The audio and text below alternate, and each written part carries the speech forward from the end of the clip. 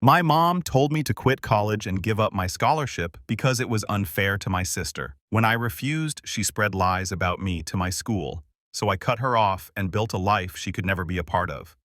Before we get into the chaos, let me start from the beginning. My name is Eric. I'm 17 years old, a senior at Northbridge Academy, one of those schools people whisper about when they talk about future senators and Wall Street prodigies. I'm captain of the debate team, ranked near the top of my class and already knee-deep in Ivy League applications. On paper, it looks like everything's falling into place. But my life stopped being simple a long time ago. I grew up in a small town 2 hours from Boston. My parents divorced when I was 12. My dad Connor works in finance and lives in the city. My mom Maya stayed behind, remarried a man named Greg, and had 2 daughters. They're 9 and 11 now, my half-sisters. I split my time between both homes at first, but things changed when I was 14. That was the year I won the Northbridge Scholars Award, a full-ride package to the best prep school in the state. It was merit-based, but Northbridge also factored in financial need to determine who got the complete package versus partial tuition. I disclosed everything during the application. Divorced parents, split custody, my dad's income versus my mom's household. The combination of my test scores and our financial situation tipped me into the full scholarship category instead of just partial tuition coverage.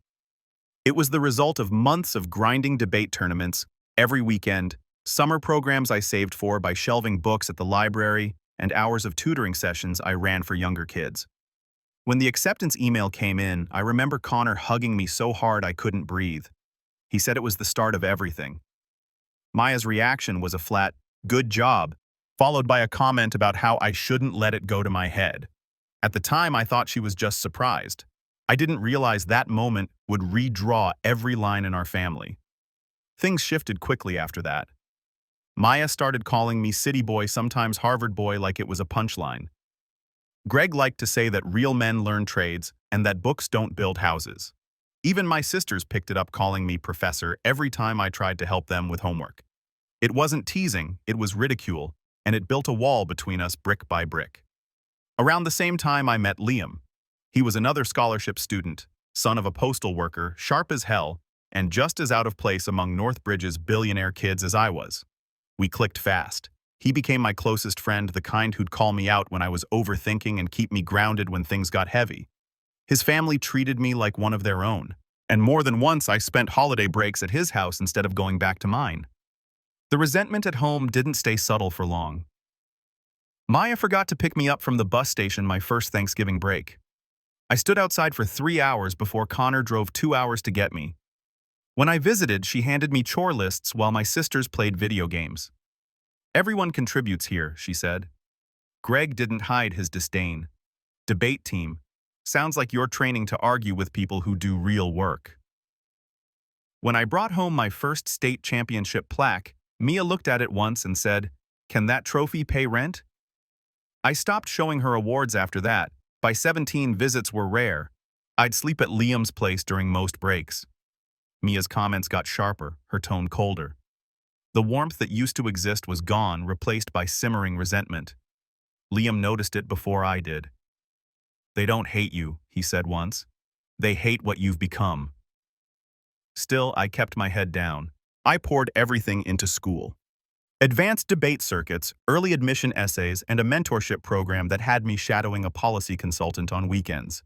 I told myself that if I just pushed forward, the noise would fade behind me. But deep down, I knew the truth. Spring break was supposed to be a few quiet days at home before debate nationals. But Maya had other plans. The moment I walked in the door, she told me to clear my schedule because there was going to be a family meeting after dinner. Greg was already in the living room when I came down, legs stretched out, beer in hand, and my sisters were on the couch pretending to watch TV, but clearly waiting for the show to start. Maya didn't waste time. "We need to talk about the imbalance in this house," she said, pacing in front of the coffee table like she was delivering a speech. "This family is being split down the middle, and you're the reason why." I blinked. The reason why? "Don't act clueless, Eric," she snapped. You come back here acting like a guest in your own home. You bring your fancy gadgets, your expensive clothes, your private school attitude, and you make your sisters feel like they're less." Greg grunted in agreement. "You think you're better than everyone because you can string a few big words together. It's pathetic. Honestly, I felt my chest tighten, but I kept my voice steady. I don't think I'm better than anyone. I'm just doing what I've worked for. That's all. Maya laughed. A short, bitter sound. Worked for? Please. Everything you have is because your father throws money at you. The car, the trips, the private school. None of that's you. That's Connor buying you a life you didn't earn. I stared at her. I earned my scholarship. You know I did. Scholarship or not, you're still living in a world you didn't build, she said, crossing her arms. And it's tearing this family apart. Greg leaned forward, his eyes locked on mine. The girls look up to you and all they see is someone who thinks he's too good to pick up a mop or babysit his own sisters. Maybe if you stopped acting like a prince, they'd feel like you were actually their brother. This is ridiculous, I said, trying to keep my tone calm. I'm here every holiday. I help when I can. I just don't live here full-time anymore. Exactly, Maya shot back. You're always halfway out the door, and I'm done letting that continue. So here's what's going to happen. She walked over and placed a sheet of paper on the coffee table. It was a printed schedule. Chores, babysitting duties, part-time job applications.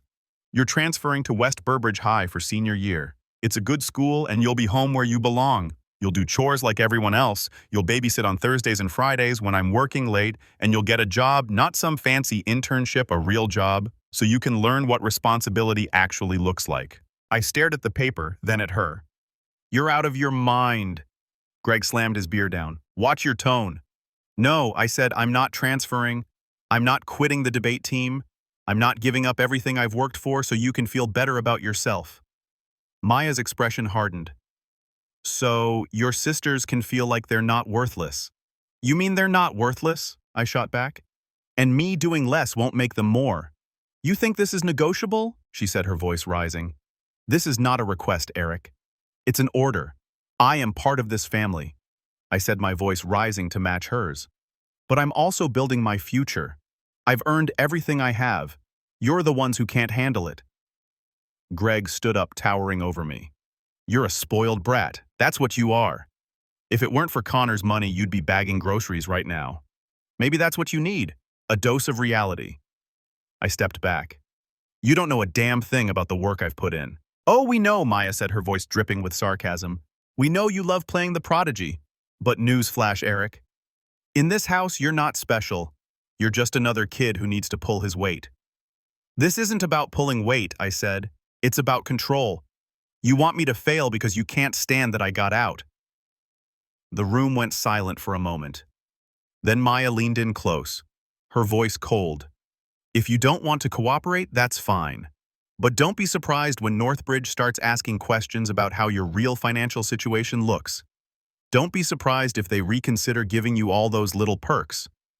It felt like the air had been punched out of my lungs. What are you talking about?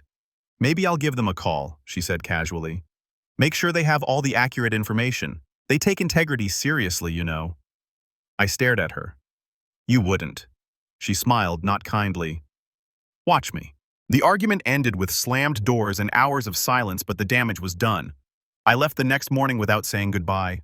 I told myself it was just another one of her empty threats that she'd cool down and drop it. I was wrong. 3 weeks later, an email from Northbridge landed in my inbox. A routine verification had been triggered. Maya had contacted the financial aid office claiming Connor had been hiding assets and that I'd misrepresented our family's financial situation. She told them he was paying for a car, expensive trips, private tutors, luxuries that contradicted the need-based portion of my scholarship package. She even sent them screenshots of Venmo payments and photos she'd somehow dug up of me at nice restaurants. The school couldn't just ignore it. They had legal obligations. Scholarships come with integrity clauses, and any accusation of financial fraud triggers a mandatory review. Financial records were being examined. Guardianship documentation was being reassessed. Until the process was complete, I was barred from all extracurricular competitions and my summer internship was on hold.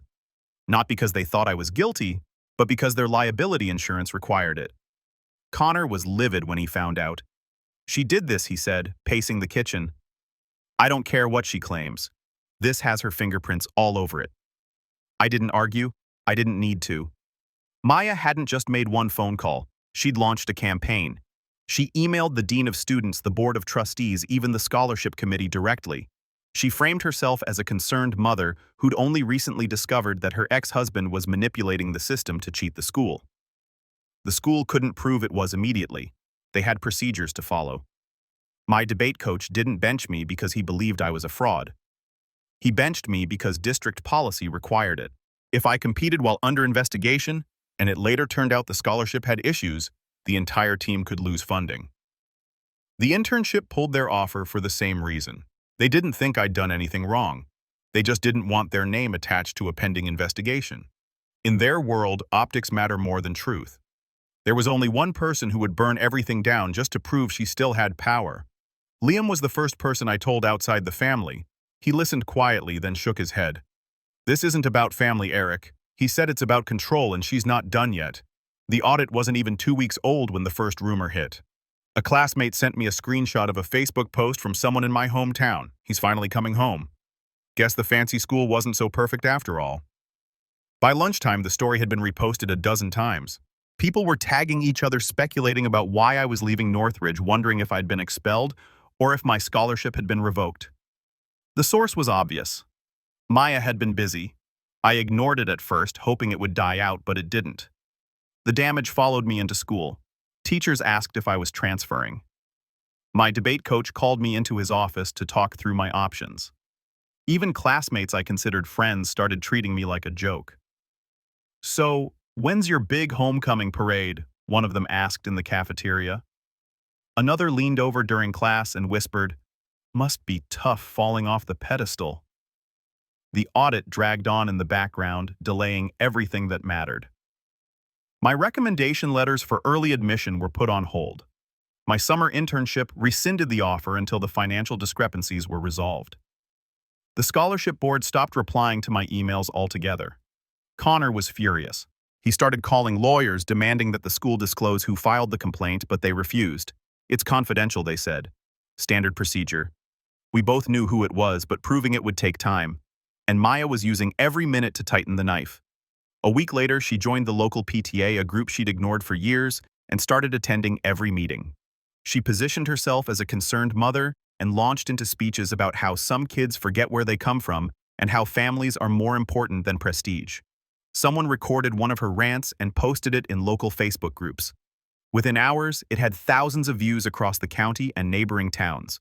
That was the day the nickname started the Prince. At first, it was just a couple of sarcastic comments in local Facebook groups. Then it spread. People in my hometown started using it unironically. Someone made a photoshopped image of me in a crown, and it got shared around. Not nationally, but enough that kids at Northbridge started seeing it.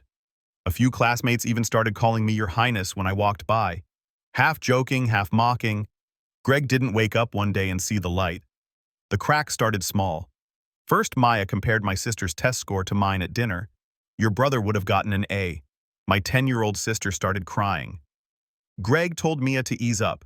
She snapped at him for undermining her parenting. Then Mia started obsessively monitoring the girls' schoolwork, calling teachers twice a week, hovering over homework for hours. Greg told her she was paranoid. She accused him of taking my side.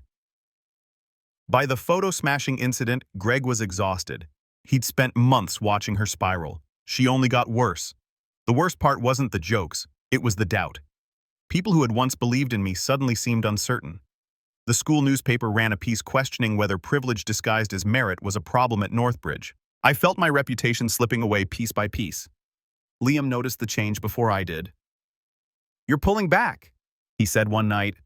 "You're quieter. Every time I open my phone, there's another post, another rumor," I told him. "I'm not even me anymore. I'm just some story they're telling." The first real blow landed when a university postponed my interview until ongoing questions were resolved. Connor kept pushing forward with legal action. But deep down, I knew this wasn't just about paperwork. This was about perception, about the story people told when they said my name. I wasn't just a student anymore. I was the prince, the spoiled kid who'd forgotten his roots. By the end of the month, one thing was clear. This wasn't going to stop. Maya had turned the town against me, and the damage was spreading faster than Connor's lawyers could contain it. The fallout started hitting harder than anyone expected. First, the internship. The company I'd lined up for the summer A policy consultancy I'd been chasing since sophomore year sent a brief email saying they were reconsidering their candidate list due to ongoing administrative issues. It didn't take a genius to read between the lines. The audit and rumors had done their job. 2 days later, I was called into the debate coach's office. He looked uncomfortable, like he was about to fire someone. "Eric, this isn't about your performance," he said. "You're one of the best captains we've had, but with everything going on the board, thinks it's best if we have someone else lead the team until the situation's resolved." I nodded, said I understood, and walked out before he could finish his apology. I'd spent 3 years building that team, mentoring younger students, helping them win tournaments. And now I was benched. Not because of anything I'd done wrong, but because of a story my own mother had set in motion. Back home, things were even uglier. Maya wasn't satisfied with ruining my reputation. She was determined to rewrite my sister's view of me too. During one visit, they refused to talk to me, calling me the spoiled one and Mr. Rich School. When I tried to explain, they just repeated phrases I knew weren't theirs. "You don't care about family. You think you're better than us." Maya stood behind them, arms crossed, a satisfied look on her face. "Don't look at me," she said when I confronted her. "I'm just telling them the truth. Maybe if you'd spent more time here instead of chasing status, they'd still see you as their brother." Connor kept records of everything and contacted his lawyer. Within a month, Maya escalated. She filed a complaint with Child Protective Services. She claimed Connor had alienated me from my family, that he was psychologically manipulating me, and that I was being encouraged to abandon my siblings. She painted a picture of a rich, absent father buying his son's loyalty while destroying family bonds. CPS doesn't just ignore complaints like that, even when they're legally required to investigate. A caseworker called me. They wanted interviews. They wanted to talk to my sisters. They wanted documentation of where I'd been living, who I'd been staying with, whether Connor was a fit guardian. The investigation lasted 6 weeks, 2 interviews, a home visit. Questions that made me feel like I was defending my own father from accusations of abuse, when the only abuse happening was coming from the person who filed the report. The case was closed with no findings. The caseworker saw through it immediately, told Connor off the record that it was clearly retaliatory, but the damage was done. The complaint was public record. Maya made sure everyone in town knew about it. "Connor Callahan under CPS investigation." That was the headline she wanted, and she got it.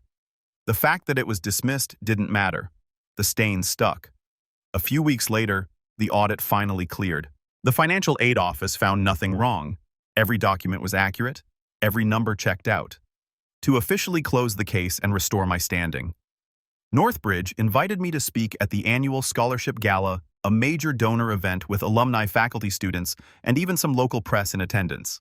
I was supposed to give a generic thank you speech about gratitude and opportunity. I didn't. Instead, I told the truth.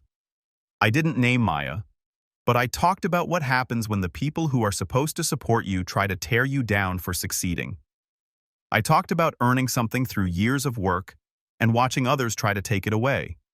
Not because you didn't deserve it, but because they couldn't stand that you did.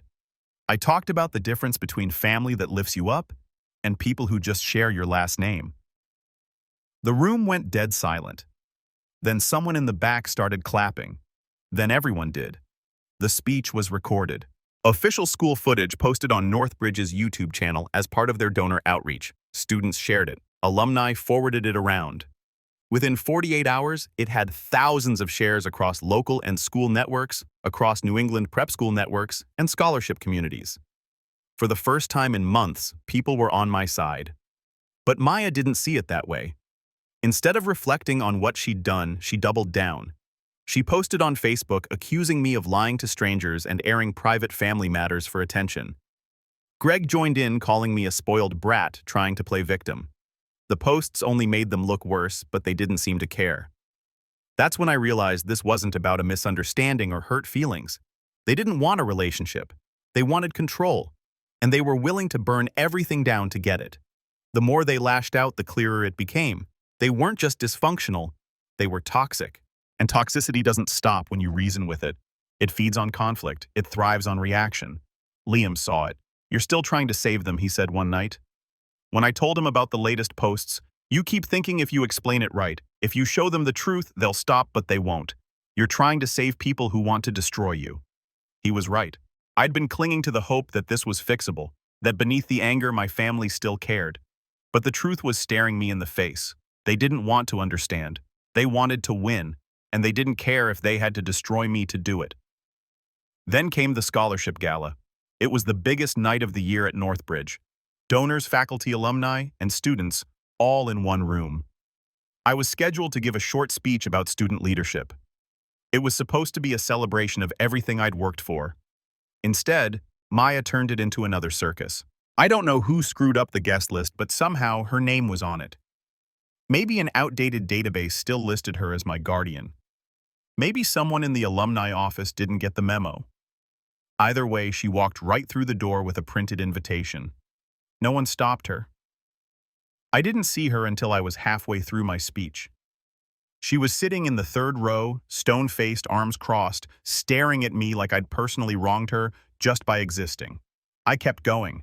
I talked about resilience, about the people who believed in me when it mattered most, about mentors who showed up when family didn't. I didn't say her name. I didn't have to. Everyone in that room knew the story by then. When I finished and stepped off the stage, she stood up not to leave to confront me. She started walking toward the side exit where I was heading, and her voice carried across the entire ballroom. "You forgot to thank the woman who raised you." Security intercepted her before she got within 10 feet. She didn't fight them or make a scene. She just let herself be escorted out, muttering the whole way about ungrateful children and disrespect. The damage was already done. Every donor, every faculty member, every student in that room saw it. "Some people try to break you because they can't control you," I said. "But you don't owe them your future." The room erupted in applause. By morning, the clip had thousands of shares, comments calling me the kid who stood up for himself. For the first time in months, I felt like I had the upper hand. Maya didn't take it well. Her behavior went from erratic to dangerous. She started calling my teachers, demanding to know what influence they had over me. She emailed my internship coordinator, accusing them of poisoning my priorities. She posted long Facebook rants claiming Connor had brainwashed me and that I was being manipulated by elitist institutions. The pressure on my sisters got worse. During a visit, one of them accidentally told a school counselor she was scared of making mom angry like Eric did. Both girls were referred to therapy. Connor and I only found out because the school called him. Then one night, Maya snapped completely. According to Greg, she had been drinking and found an old box of my childhood photos. She smashed every frame against the kitchen wall, screaming that I was not part of this family anymore. The neighbors didn't just hear yelling. They heard my sisters crying, screaming for her to stop, begging her to calm down. One of them called 911. The cops showed up, took a report, and told Greg that if it escalated again, they'd have no choice but to call child services. It escalated again. 2 weeks later, Maya showed up drunk at the girls' elementary school, demanding to pull them out of class in the middle of the day. The principal called Greg. Greg called the police.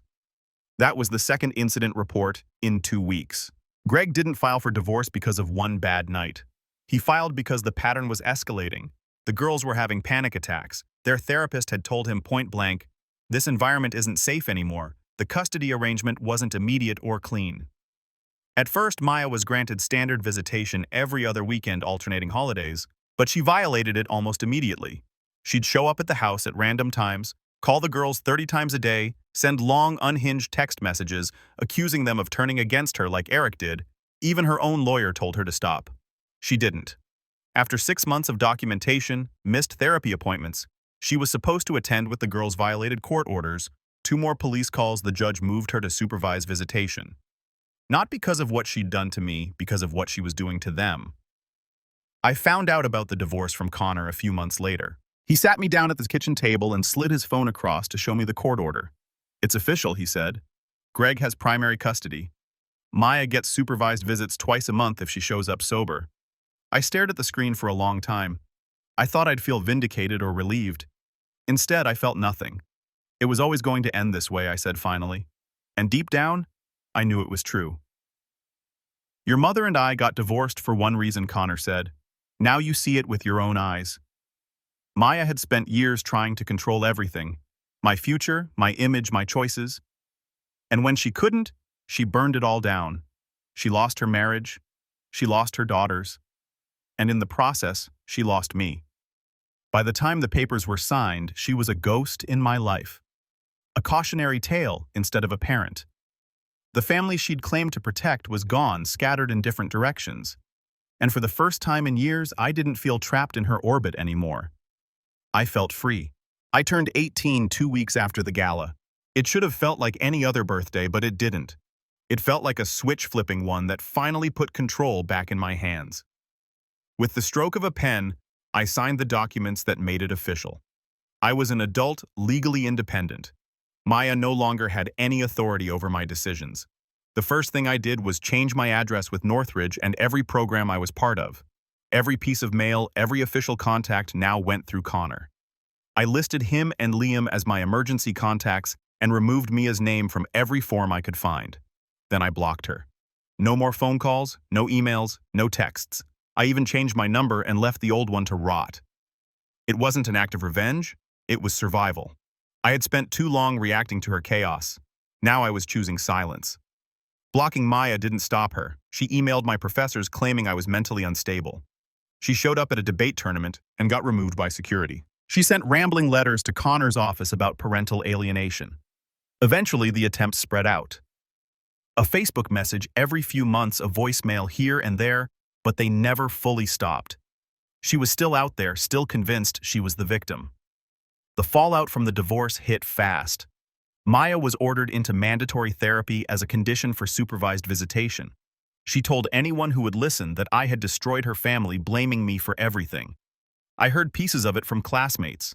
She'd show up at school board meetings ranting about elitism. Once she tried to give a talk about resilience at my old middle school, they kicked her out. The girls didn't speak to me either. Not because they hated me, but because they didn't know how to process any of it. The last time I saw them, they stood behind Greg's leg at the courthouse staring at the floor while Maya screamed at Connor across the hallway. It was the first time I'd seen fear on their faces. A few months later, Greg sent me an email. It was formal, almost painfully careful. I owe you an apology. I should have stepped in years ago. I should have protected you from the things she said. I failed you as an adult, and I regret that more than you'll ever know. I understand if you never want to speak to me again, but I want you to know I'm trying to be better for the girls. They deserve better. You did too. I read it twice and didn't reply. I didn't delete it either. I left it in my inbox as a reminder that people could change, but also that apologies didn't erase consequences. Life without Maya's interference felt strange at first. No angry messages, no rumors, just quiet, clean space. I threw myself into work. My internship was reinstated, my debate captainship restored, my recommendation letters were finalized. The momentum I'd lost started coming back. But the silence felt heavy. I'd cut out the noise and any illusion of family with it. Connor noticed. "You built your life around managing other people's storms," he said one night. "Now you're learning what it's like to have calm. It's space to build something better." He was right. Slowly, the silence became opportunity.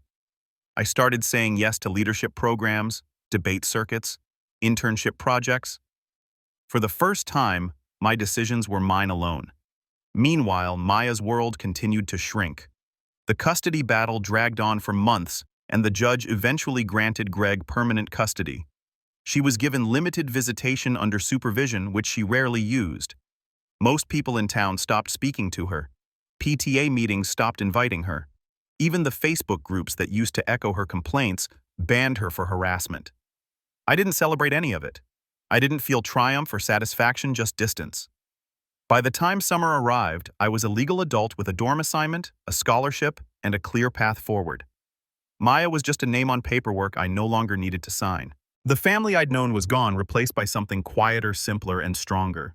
One afternoon, Connor asked me if I wanted to stop by my old neighborhood before I left for college. I told him no. There was nothing left for me there.